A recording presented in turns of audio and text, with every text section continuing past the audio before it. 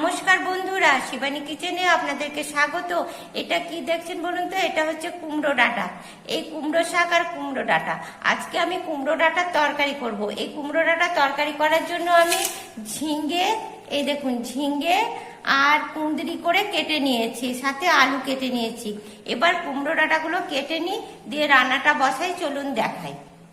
দেখুন বন্ধুরা, তেলটা গরম হয়ে গেছে, সামান্য একটুখানি হলুদ দিয়ে দিলাম, দিয়ে এই দেখুন কাঁচা লঙ্কা আর গোটা জিরা দিয়ে দিলাম।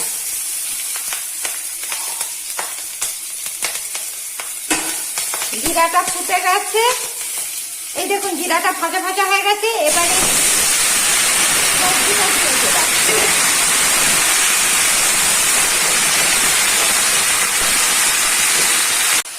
এবার পরিমাণ মতন হলুদ দিয়ে দিলাম, এই দেখুন লঙ্কার গুঁড়ো দিলাম। এই দেখুন বন্ধুরা, কুমড়ো ডাঁটাটা ভাজা ভাজা হয়ে গেছে। এবার এর মধ্যে আমি পোস্তটা দিয়ে দিচ্ছি। দেখুন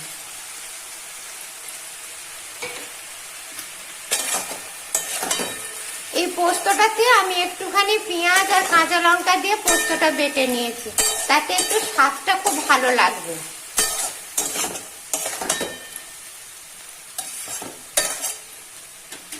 এবার এটাতে একটু আমি ঢাকা দিয়ে দিই। পোস্ত, ঝিঙ্গে, আলু সমস্ত ভাজা ভাজা হয়ে গেছে। এবার আমি এর মধ্যে এই দেখুন আমি পোস্ত ধোয়া জলটা দিয়ে দিলাম, সাথে আর একটু জল দিয়ে দিলাম, কারণ কুমড়ো ডাঁটাটা সিদ্ধ হতে অনেক সময় লাগে।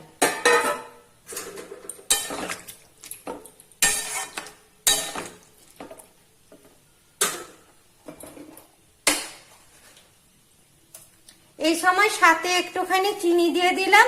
কুমড়ো ডাঁটাটা যদি জলসা জলসা হয় তাহলে মিষ্টি হয়ে যাবে। এবার ঢাকা দিয়ে দিচ্ছি। কুমড়ো ডাঁটা সমস্ত সবজিটা সিদ্ধ হয়ে গেছে। এবার এটাকে আমি নামিয়ে সাঁতলে নেব। তেলটা গরম হয়ে গেছে। এবার এর মধ্যে আমি এই দেখুন পেঁয়াজ, কাঁচা লঙ্কা কেটে রেখেছি সাঁতলানোর জন্য, দিয়ে দিলাম।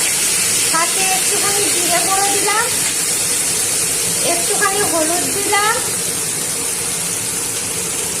আর দিলাম একটু লবণ।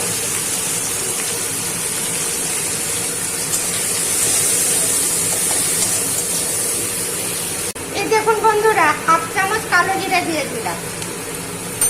অনেকে বেটে দেয়, আবার আমি পরে সময় এটাকে দিয়ে দিই। আপনারা যেটা খুশি দিতে পারেন। দিয়ে এটাকে ভালো করে ভেজে নেব। পেঁয়াজ, কাঁচা লঙ্কা, কালো জিরে সমস্ত ভাজা ভাজা হয়ে গেছে। এবার আমি এটাকে সাঁতলে নেব। এই দেখুন বন্ধুরা, সাঁতলানোর জন্য দিয়ে দিলাম। দারুণ তরকারিটা হয়েছে, দেখেছেন? আপনারাও এইভাবে কুমড়ো ডাঁটা দিয়ে, ঝিঙে দিয়ে, আলু দিয়ে, কুঁদরি দিয়ে তরকারি করবেন, দেখবেন দারুণ খেতে লাগবে। আর আমার এই রেসিপিটা যদি আপনাদের পছন্দ হয় তবে লাইক করবেন, কমেন্ট করবেন, শেয়ার করবেন।